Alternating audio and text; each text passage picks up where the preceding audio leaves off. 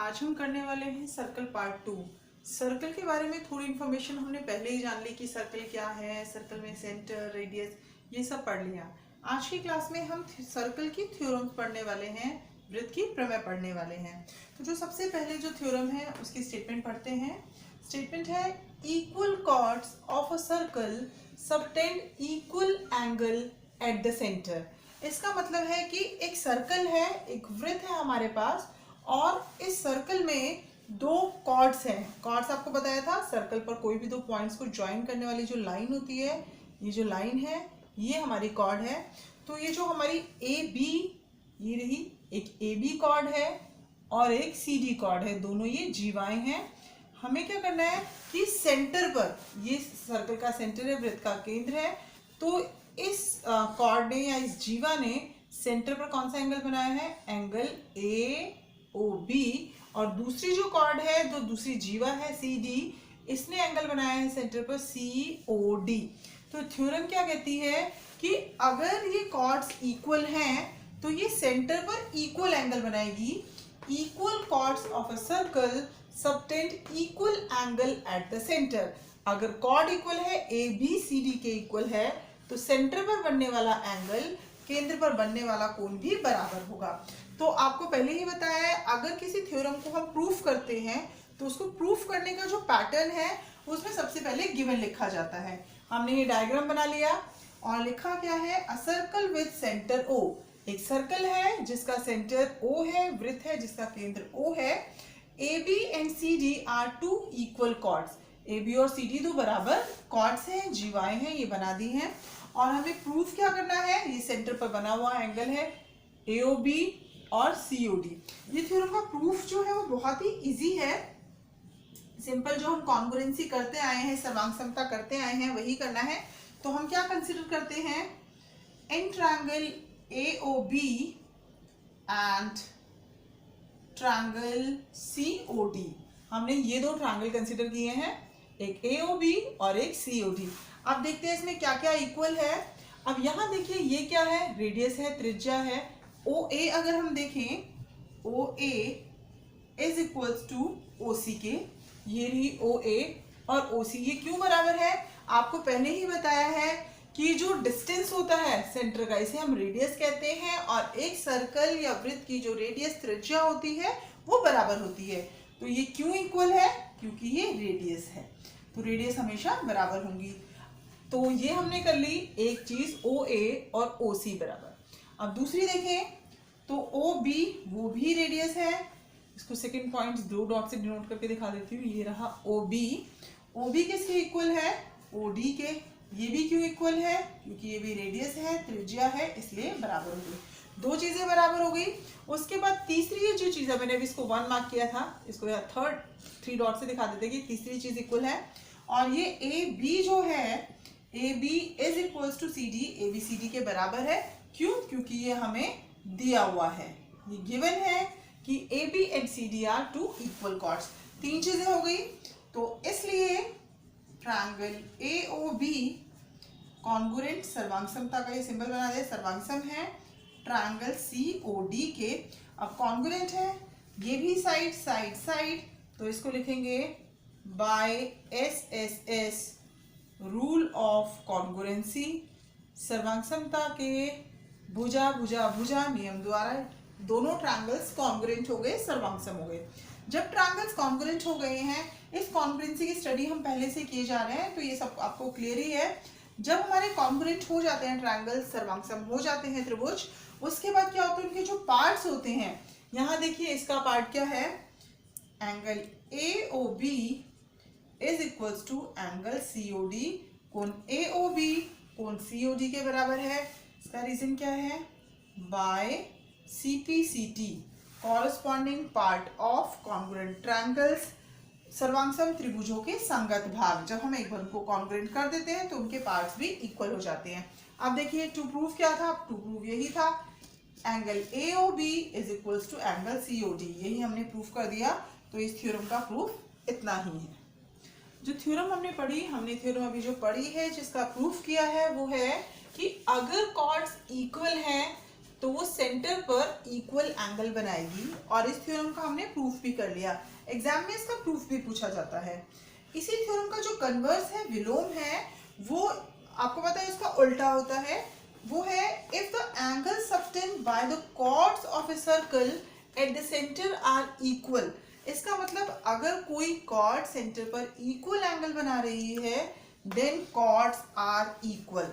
उसका देखो बिल्कुल उल्टा है, उसमें था कॉर्ड्स इक्वल है तो सेंटर पर एंगल इक्वल बनेगा। और इसका कन्वर्स जो कहता है वो भी ट्रू है, वो सच है कि अगर एंगल इक्वल है तो इसको हम अप्लाई कैसे करेंगे। क्वेश्चन में गिवन होगा if angle AOB is equals to COD। हमने देखा एक फिगर है, इस फिगर में ये सेंटर के एंगल इक्वल हैं। अगर सेंटर पर एंगल इक्वल दिए होंगे तो हम इसको लिख देंगे therefore AB is equals to CD। AB CD के इक्वल है, मतलब अगर कॉर्ड्स इक्वल है तो एंगल इक्वल है, और अगर सेंटर पर एंगल इक्वल है तो कॉर्ड्स इक्वल है। इस कन्वर्स का सिर्फ आपको स्टेटमेंट लर्न करना है और ये देखना है कि आपको ये कैसे अप्लाई करनी है। सेकेंड थ्योरम है the perpendicular from centre of a circle to a chord bisect the chord. इसका मतलब है कि अगर एक सर्कल है और उसके सर्कल से यहाँ सेंटर से एक परपेंडिकुलर बनाया जाए, ये परपेंडिकुलर बना दिया, और ये परपेंडिकुलर यानी लंब जो बनाया है वो किस पर बनाया है, इस कॉर्ड पर बनाया है, जीवा पर बनाया है। तो जो थ्योरम है, थ्योरम ये कहती है कि अगर सेंटर से, केंद्र से एक परपेंडिकुलर लंब खींचा जाए किस पर, कॉर्ड पर, जीवा पर, तो वो इस कॉर्ड को बाइसेक्ट करता है। बाइसेक्ट का मतलब है दो बराबर भागों में बांटता है। यानी थ्योरम की एप्लीकेशन क्या है, इसको अप्लाई कैसे करना है, कैसे इसको, इसका प्रूफ तो आपको नहीं करना, लेकिन अगर आप प्रूफ करना चाहें तो ये देखिए यहाँ ये दो ट्रायंगल्स बन गए हैं, दोनों ट्रायंगल्स को कॉन्ग्रुएंट सर्वांगसम सिद्ध करके अब इसको थ्योरम को आप प्रूफ भी कर सकते हैं, लेकिन आपको प्रूफ नहीं करना, सिर्फ इसको अप्लाई करना है कि कैसे, किस तरह से अप्लाई किया जाता है। अप्लाई के लिए क्या है, ये सेंटर से परपेंडिकुलर बनाया है, मतलब कि इफ अगर OM जो है वो किस पर परपेंडिकुलर है, AB पर, एक कॉर्ड पर, तो कॉर्ड के जो दो पार्ट्स हैं तो ये हो जाता है AM is equals to MB। जो कॉर्ड्स जिस पर परपेंडिकुलर आया है उसके दो पार्ट्स हो गए, दोनों पार्ट्स इक्वल होंगे। ये थ्योरम को अप्लाई किया है, ये परपेंडिकुलर है और ये इसके पार्ट्स इक्वल हो गए, बराबर हो गए हैं। इस थ्योरम का जो कन्वर्स है इस थ्योरम का, the line drawn through the centre of a circle to bisect a chord. इसमें बताया है कि एक लाइन है, ये जो लाइन है इसको बाइसेक्ट कर रही है, तो इसका मतलब हो गया इसके अकॉर्डिंग अगर जो है AM is equals to MB, मतलब कि कोई लाइन अगर आई है परपेंडिकुलर नहीं, कोई लाइन आई है इस कॉर्ड पर, जीवा पर, और उसके पार्ट्स इक्वल हो गए हैं, AM is equals to MB, तो हम क्या लिखेंगे, सीधा लिख देंगे कि जो OM है वो परपेंडिकुलर है, लंब है AB पर। इसका मतलब ये दोनों थ्योरम से रिजल्ट क्या आपको समझ में आ रहा है, ये थ्योरम है, इसका कन्वर्स है कि अगर सेंटर से परपेंडिकुलर बनाया गया है तो कॉर्ड्स के जो पार्ट हैं, जीवा के जो दो भाग हैं वो बराबर होंगे, और अगर भाग बराबर हैं तो वो कॉर्ड पर परपेंडिकुलर हो जाएगा। जैसे परपेंडिकुलर दिया हो, कॉर्ड्स को बराबर लिखोगे, जीवा को बराबर लिखोगे, तो आप ये थ्योरम का यूज करोगे। और अगर कहीं पर आपको जीवा के पार्ट्स, कॉर्ड्स के पार्ट्स बराबर दिए हुए हैं और परपेंडिकुलर लिख रहे हो तो वहां आप ये स्टेटमेंट लिखो। Theorem third, equal chords of a circle. अगर एक सर्कल की कॉर्ड्स मतलब वृत्त की जीवाएं बराबर हैं, are equidistant from the centre, अगर वो बराबर हैं, इक्वल है उनकी लेंथ, तो उनकी सेंटर से जो दूरी है वो भी बराबर है। जैसे कि अगर हमें दिया है if AB is equals to CD, यहाँ देखिए ये एक सर्कल है, एक वृत्त है जिसका सेंटर केंद्र O है, और इसमें दो हमने कॉर्ड्स बना लिए, जीवाएं बना ली हैं AB और CD, और यहाँ हमने कंसिडर कर लिया है कि AB is equals to CD। तो अगर ये कॉर्ड्स इक्वल हैं तो इस कॉर्ड की सेंटर से क्या डिस्टेंस है, क्या दूरी है, OM। तो if AB is equal to CD, then या देयरफॉर लिख सकते हैं OM is equals to ON। Chords equal है तो सेंटर से उनका डिस्टेंस भी बराबर है, जीवाएं बराबर है तो केंद्र से उनकी दूरी बराबर है। इसी थ्योरम की जो कन्वर्स स्टेटमेंट है, उल्टी स्टेटमेंट है, विलोम है उसका, वो है chords equidistant from the centre. इसका मतलब अगर जीवाएं केंद्र से बराबर दूरी पर होंगी, इसका है कि if OM is equals to ON। देखो यहाँ पर कि हमें बताया है कि उनकी जो दूरी है सेंटर से जो डिस्टेंस है वो बराबर दिया हुआ है, OM is equals to ON। तो जो कॉर्ड्स है उनकी लेंथ जो है वो बराबर हो जाएंगी। इसका मतलब हो गया if AB is equals to CD। तो ये अपने मतलब एक थ्योरम की स्टेटमेंट्स को लर्न कर लेना है। स्टेटमेंट लर्न करने के बाद अगर कॉर्ड्स की लेंथ इक्वल है तो सेंटर से डिस्टेंस बराबर है, और अगर सेंटर से डिस्टेंस बराबर है तो कॉर्ड की लेंथ बराबर है, जीवाओं की लंबाई बराबर। एग्जाम्पल 1 करते हैं। एग्जाम्पल 1 है if two intersecting chords of a circle. एक सर्कल है, ये रहा सर्कल जिसका सेंटर O है, और इसमें दो कॉर्ड्स हैं, दो जीवाएं हैं, एक AB है और एक CD है। दोनों एक दूसरे को इंटरसेक्ट कर रही है, प्रतिच्छेद कर रही हैं। तो if two intersecting chords of a circle make equal angles with the diameter. वो व्यास के साथ इक्वल एंगल बनाती है, डायमीटर के साथ इक्वल एंगल बना रही है। यहाँ देखिए कि ये दो कॉर्ड्स हैं, और अगर ये बोला जाए कि ये PQ डायमीटर है, तो ये जो एंगल है, एंगल AEQ, ये एंगल किसके इक्वल है, एंगल DEQ के। क्योंकि क्वेश्चन में कहा गया है कि ये जो कॉर्ड्स हैं ये इक्वल एंगल बना रही है डायमीटर के साथ। तो prove that chords are equal. तो प्रूव कीजिए कि ये जो दोनों कॉर्ड्स हैं वो एक दूसरे के इक्वल हैं, जीवाएं बराबर हैं। तो सबसे पहले क्वेश्चन को करने से पहले हम गिवन जो क्वेश्चन में गिवन होता है वही स्टेटमेंट लिख देते हैं। AB and CD are two chords of a circle. AB और CD दो कॉर्ड्स हैं, एक दूसरे को प्रतिच्छेद कर रही हैं, एक दूसरे को इंटरसेक्ट कर रही है एट पॉइंट E पर। और PQ जो है वो इसका डायमीटर है, तो PQ is a diameter and angles उसके इक्वल हैं। अब आते हैं टू प्रूफ पर। प्रूफ क्या करना है, प्रूफ है कॉर्ड्स आर इक्वल, जीवाएं बराबर है। दैट मीन्स AB हमें प्रूफ करके दिखाना है जो AB है वो CD के इक्वल है, ये हमने प्रूफ करना है। कुछ प्रूफ्स को करने के लिए हमें कंस्ट्रक्शन रचना भी करनी पड़ती है। तो हम यहाँ पे क्या करते हैं, यहाँ सेंटर से एक परपेंडिकुलर बना देते हैं, इस पर, एक यहाँ और एक यहाँ। तो ये हमने यहाँ इसका एक परपेंडिकुलर लंब बना दिया है, ये रहा, ये 90 डिग्री है, ऐसे ही ये भी 90 डिग्री है। ये परपेंडिकुलर बनाने के लिए तो हमने क्या किया है, एक OL बना दिया, OL परपेंडिकुलर टू ड्रॉ, खींच दिया। OL बनाया है AB पर परपेंडिकुलर, लंब बना दिया AB पर, और ऐसे ही CD पर बना दिया है, CD पर परपेंडिकुलर बनाया है OM। ये अब बनाने के बाद यहाँ देखिए ये एक ट्रायंगल बन गया, छोटा ट्रायंगल, एक ये रहा और एक ये रहा। इन दोनों छोटे ट्रायंगल्स को नेम क्या है इनकी, एक है LOE और दूसरा है MOE। ये दो ट्रायंगल्स हैं। हम इन दोनों को कॉन्ग्रुएंट प्रूफ करते हैं, इन दोनों को सर्वांगसम सिद्ध करते हैं। करने के लिए हमारे पास वही क्राइटेरिया है प्रूफ करने के लिए कि दोनों ट्रायंगल्स को कंसिडर करके, दोनों ट्रायंगल्स को लेकर इन त्रिभुजों को हम सर्वांगसम कर देंगे, ट्रायंगल्स को कॉन्ग्रुएंट कर देंगे। कॉन्ग्रुएंट करने के लिए हम ट्रायंगल कंसिडर करते हैं। कौन कौन सा ट्रायंगल लेते हैं, इन ट्रायंगल LEO ले लिया, और दूसरा जो ट्रायंगल है वो हमने ले लिया ट्रायंगल MEO। ये दो ट्रायंगल्स हमने ले लिए, इनको हमें कॉन्ग्रुएंट करना है।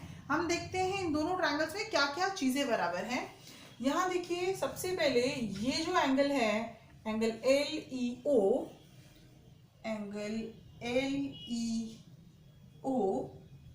किसके बराबर है? एंगल MEO, ये देखिए LEO या AEO, हमने यहाँ ट्रायंगल छोटा लिया इसलिए LEO ले लिया, जबकि AEO और LEO एक ही बात है। तो ये दोनों क्यों बराबर है? क्योंकि हमें क्वेश्चन में गिवन किया है, हमें ये चीज बताई है। दूसरा देखो, ये वाला एंगल है, यहाँ परपेंडिकुलर है, तो ये एंगल L जो है, एंगल L किसके बराबर है? एंगल M के। ये क्यों है? बोथ 90 डिग्री, दोनों ही 90 डिग्री है। हो गए दो एंगल्स। अब क्या है, तीसरी चीज हम देखते हैं। देखो बच्चों, ये OE जो है वो दोनों ट्रायंगल्स में आ रही है। OE बराबर है OE के कॉमन उभयनिष्ठ, जिसको हम हिंदी में उभयनिष्ठ कहते हैं। ये दोनों कॉमन हो गई। अब यहाँ देखो, एंगल हमारा ये, दूसरा एंगल हमारा ये, और साइड हमारी ये वाली। हमने जो रूल पढ़ा है कि दोनों एंगल्स उसी पर आने चाहिए, तो दो एंगल्स तो हम प्रूफ कर चुके हैं, लेकिन अगर हम यहाँ पे SA से अप्लाई करते हैं, ASA, क्योंकि साइड हमारी ये यूज हो रही है, तो ASA के अकॉर्डिंग ये वाला एंगल आना चाहिए। लेकिन हमारे दूसरे एंगल है, तो क्या है, आपको ये पता है कि एंगल सम प्रॉपर्टी क्या कहती है कि ट्रायंगल्स के तीनों एंगल का सम 180 डिग्री होता है, त्रिभुज के तीनों कोणों का योग 180 डिग्री होता है। तो अगर दो एंगल्स बराबर हो चुके हैं तो तीसरा भी बराबर ही होगा। तो हम यहाँ लिख देते हैं, तीसरा एंगल क्या है? Angle LOE is equals to angle, यहां से लिया है LOE, और दूसरा एंगल है OME। ये क्यों बराबर है? क्योंकि ऊपर देखो हमने ट्रायंगल्स के दो एंगल को बराबर किया हुआ है, तो हम यहां लिखेंगे angle sum property of triangle. और ये प्रॉपर्टी क्या है कि त्रिभुज के तीनों कोणों का योग 180 होता है, इसलिए अगर दो बराबर है तो तीसरा भी बराबर ही होगा। तो एक हो गया हमारा फर्स्ट पार्ट, ये हो गया, सेकंड हो गया हमारा ये, और थर्ड हो गया हमारा ये पार्ट। अब तीन चीजें बराबर होने से फिर से ध्यान रखो, angle L is equals to M बेशक हमने कंसिडर नहीं किया, लेकिन जब तक एंगल L और M इक्वल नहीं है, हम ये वाले एंगल को इक्वल नहीं लिख सकते, क्योंकि हम फर्स्ट के बाद सेकंड को नहीं बोलेंगे इक्वल है, लेकिन जब हमारे दो एंगल्स इक्वल हो गए हैं हम थर्ड को बोल सकते हैं, क्योंकि ये दोनों इक्वल है। इसलिए एंगल सम प्रॉपर्टी से त्रिभुज के तीनों कोणों का योग 180 डिग्री होता है, उससे हमने थर्ड एंगल को इक्वल लिख दिया है। तो इसलिए तीन चीजें हो गई। तो अब आ जाएगा देयरफॉर ट्रायंगल LEO कॉन्ग्रुएंट हो गया ट्रायंगल MEO के, किस रूल से? Angle side angle congruent condition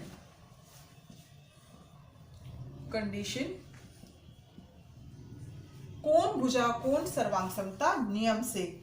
यहाँ इस नियम के कारण ही हमें थर्ड एंगल को इक्वल प्रूफ करना पड़ा है, अदरवाइज हमारे पास दूसरा एंगल था। जब ट्रायंगल्स कॉन्ग्रुएंट हो गए हैं, सर्वांगसम हो गए हैं, तो इनके पार्ट्स अगर देखे जाएं तो यहाँ से अगर सीक्वेंस बनता है OL is equals to OM, और ये क्यों इक्वल हुए हैं, क्यों बराबर हुए हैं? बाय CPCT ट्रायंगल्स को हम कॉन्ग्रुएंट कर चुके हैं। तो corresponding part of congruent triangles सर्वांगसम त्रिभुजों के संगत भाग से जो OL है वो OM के बराबर हो गया है। अब ये तो बराबर हो गया। अभी हमने थ्योरम पढ़ी थी, वो थ्योरम क्या पढ़ी थी कि अगर कॉर्ड्स का डिस्टेंस, ये देखो ये परपेंडिकुलर था और कॉर्ड का डिस्टेंस है, अगर ये बराबर है, सेंटर से दूरी बराबर है, केंद्र से दूरी बराबर है, तो कॉर्ड्स की लेंथ भी बराबर होगी। ये आ गया हमारा OL is equals to OM, तो इसलिए आ जाएगा AB is equals to CD। Reason क्या आ जाएगा? इफ chords are यहाँ पे रीजन में थ्योरम मेंशन कर दिए है, क्योंकि देखो कॉर्ड्स का डिस्टेंस बराबर था, तो हमने बता दिया कि chords equidistance from centre, centre से अगर कॉर्ड बराबर दूरी पर है, जीवाएं केंद्र से बराबर दूरी पर है, तो circle are equal in length, तो जो कॉर्ड्स की लेंथ है वो बराबर होगी। तो इस तरह से हमने डायरेक्ट थ्योरम को अप्लाई करके रिजल्ट लिख दिया है, और जो हमें प्रूफ करना था A B is equal to C D, वो प्रूफ हो गया है। Question 1, if two equal chords of a circle, एक सर्कल है उसकी कॉर्ड्स इक्वल हैं, ये एक सर्कल बना दिया, और उसमें कॉर्ड है जो जीवाएं हैं वो ए बी और सी डी एक दूसरे के इक्वल है, और वो सर्कल के अंदर इंटरसेक्ट कर रही है। किस पॉइंट पर इंटरसेक्ट कर रही है? एट पॉइंट ई, ये इस ई पॉइंट पर इंटरसेक्ट कर रही है। उसके बाद हमें कहा गया है proof that segments of one chord, जैसे जब इन्होंने इंटरसेक्ट किया तो इस कॉर्ड के देखो दो हिस्से हो गए हैं, एक ए ई और एक ई बी, और दूसरी जो कॉर्ड है उसके हिस्से हो गए हैं, ये रहा हिस्सा डी ई, नहीं ये रहा ई बी और सी ई, मतलब एक बड़ा हिस्सा बड़े हिस्से के बराबर और छोटा हिस्सा छोटे हिस्से के बराबर। यही कहा गया क्वेश्चन में कि prove that segments of one chord are equal to the corresponding segment of the chord, उसके कॉरस्पॉन्डिंग सेगमेंट के इक्वल है। इसका मतलब हमने प्रूफ करना है A E is equals to D E and B E, ये रहा बी ई, इसको किसके इक्वल करना है? सी ई के। तो हम कंस्ट्रक्शन करके यहाँ पर ये परपेंडिकुलर बना लिया है ओ एल, और दूसरा परपेंडिकुलर हमने यहाँ पर बना लिया है ओ एम। सेंटर से परपेंडिकुलर बनाने का ये बेनिफिट है क्योंकि कॉर्ड्स इक्वल हैं, तो जो उनके डिस्टेंसेस हैं वो भी बराबर हो जाएंगे थ्योरम से अप्लाई करके। तो ये हमने एक परपेंडिकुलर यहाँ बना दिया और एक परपेंडिकुलर यहाँ बना दिया। लिख भी देते हैं इसको, कंस्ट्रक्शन कर देते हैं। कंस्ट्रक्शन मतलब रचना क्या की है? ओ एल बना दिया है perpendicular to A B, and एक ओ एम बना दिया है, वो किसके परपेंडिकुलर है? सी टी के।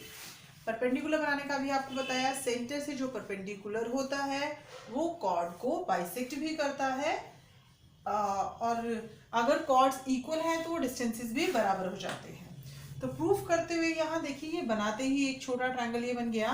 ट्रायंगल जो है इसका नाम है LEO, तो in triangle LEO and triangle, दूसरा ट्रायंगल ले लेते हैं। ये हमने यहाँ से LEO ले लिया, तो यहाँ से MEO ले लेते हैं, MEO, और वही ट्रायंगल्स लेने के बाद हम इन ट्रायंगल्स को कॉन्ग्रुएंट सर्वांग समचित करते हैं। पहली चीज तो देखिए, ये जो है OE is equals to OE, जो OE है वो OE के बराबर है, कॉमन उभयनिष्ठ। एक चीज हो गई।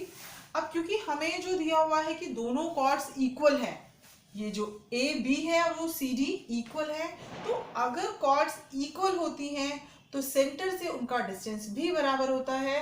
तो ओ एल, जो ओ एल है is equals to, O L किसके इक्वल है?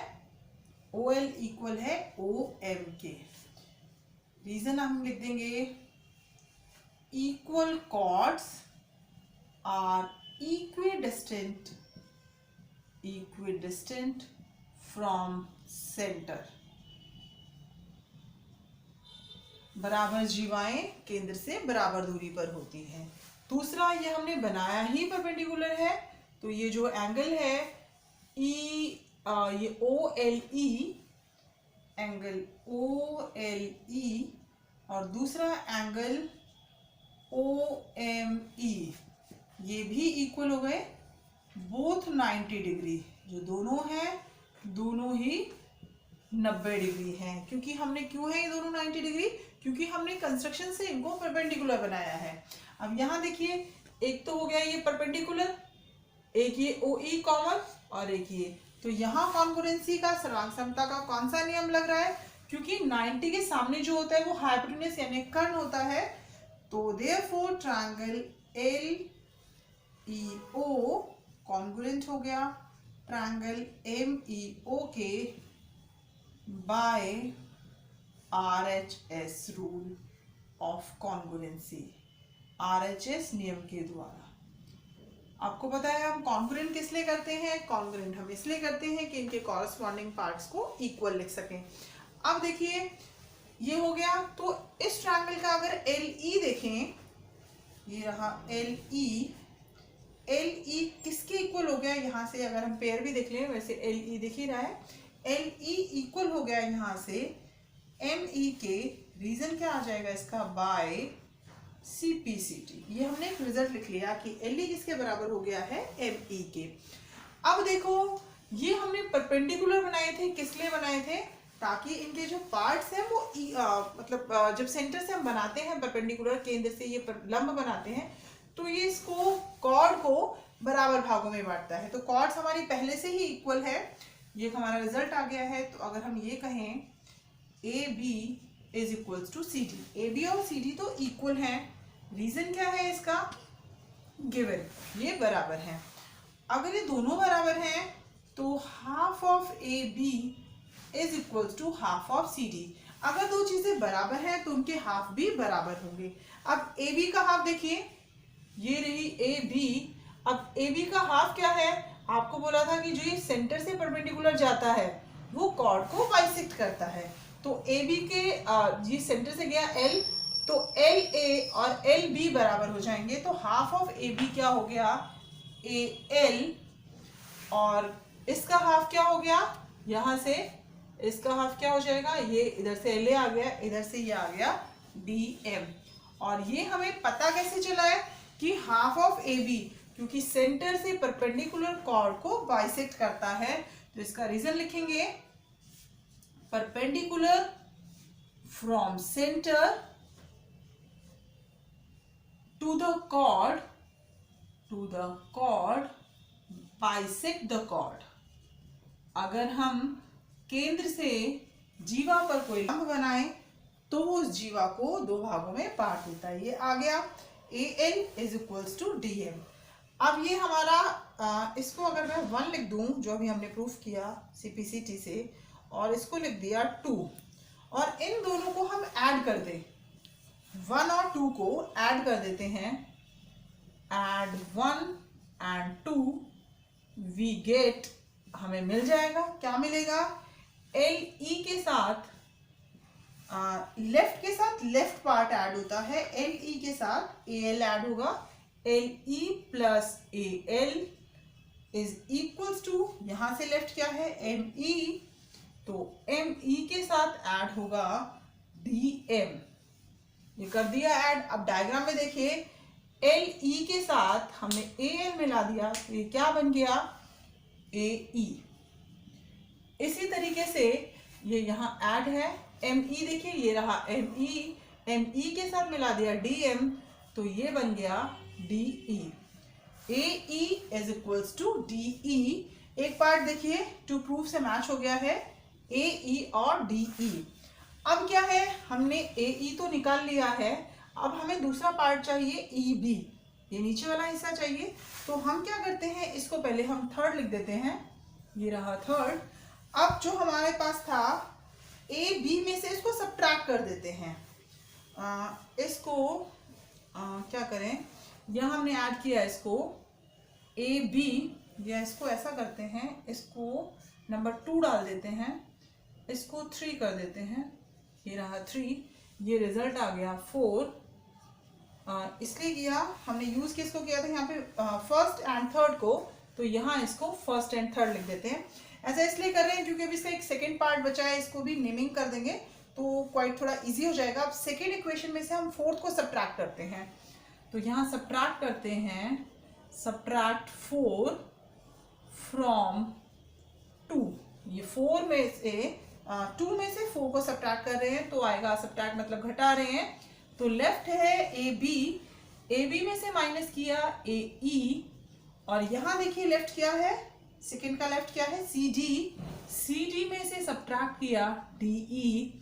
अब डायग्राम देखते हैं, ये रहा पूरा ए बी में से क्या हटा दिया, ए बी में से ये ए ई को सब्ट्रैक्ट कर दिया, ये पूरा ए बी है।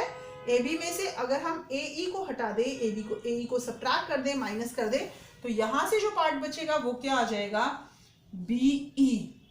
ऐसे ही CD देखिए, ये रहा पूरा CD।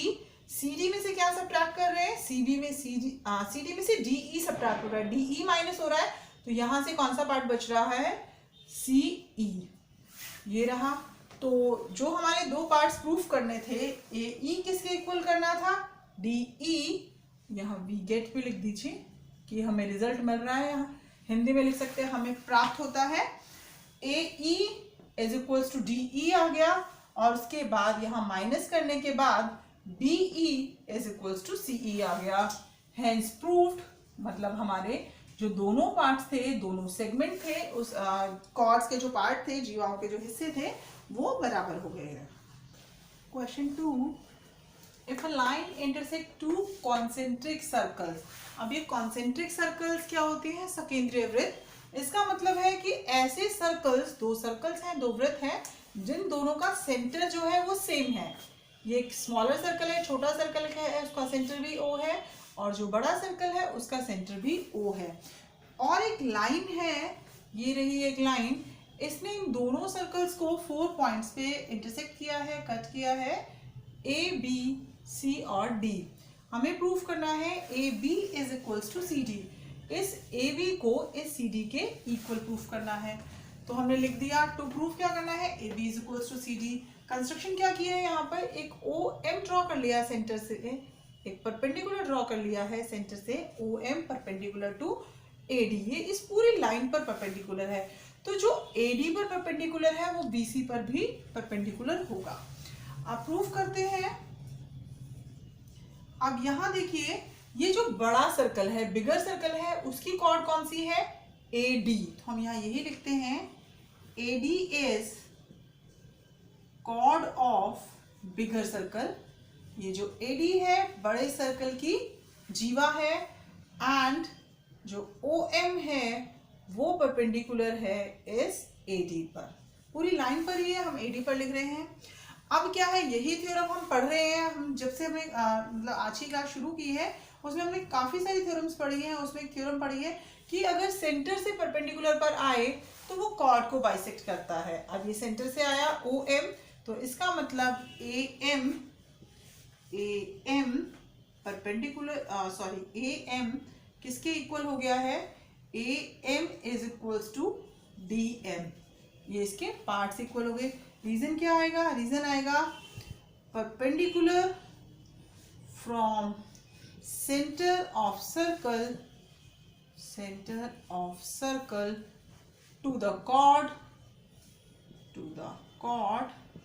bisect the chord। इसकी नेमिंग हम कर देते हैं 1।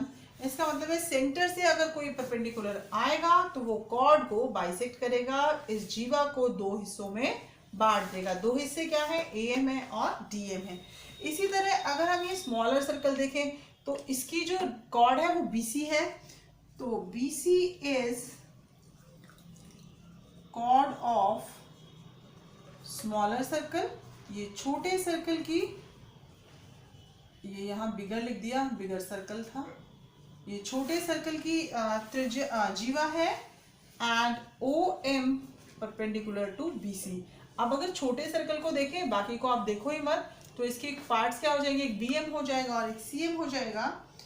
BM is equals to CM, और रीजन इसमें सेम ही आ जाएगा, सेम रीजन। आप सेम रीजन मत लिखना, पूरे रीजन को रिपीट करना।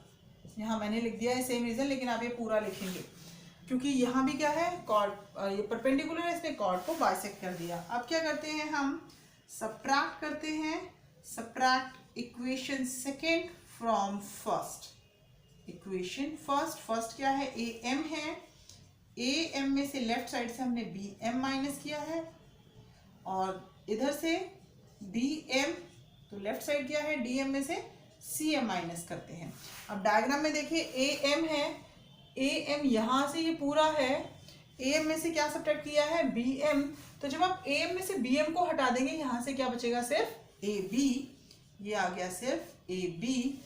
और इधर से देखिए ये DM है, और DM में से क्या माइनस किया है, DM में से माइनस किया है यहाँ से CM।